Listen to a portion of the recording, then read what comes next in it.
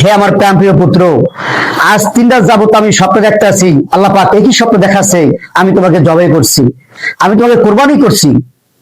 হে আমার পুত্র, তুমি কি রাজি আছো? আল্লাহ পাক যে স্বপ্ন আমাকে দেখাইছে সেই স্বপ্নকে বাস্তবায়িত করতে হবে। হে আমার পিতা, ইন্নাল্লাহ আমার সাবিরিন, অবশ্যই আমাকে আপনি ধৈর্যশীল পাবেন। কেননা আল্লাহ পাক আপনাকে যে স্বপ্ন দেখাইছেন, অবশ্যই সেই স্বপ্ন আপনি আল্লাহ রাব্বুল আলামিনের বাস্তবায়িত করবেন। হে আমার স্নেহের পুত্র, তাহলে চলো আমরা ময়দানে যাই, সেখানে আল্লাহ রাব্বুল আলামিন সেই স্বপ্নকে আমরা বাস্তবায়িত করি। আপনি ময়দানে নিয়ে চলো।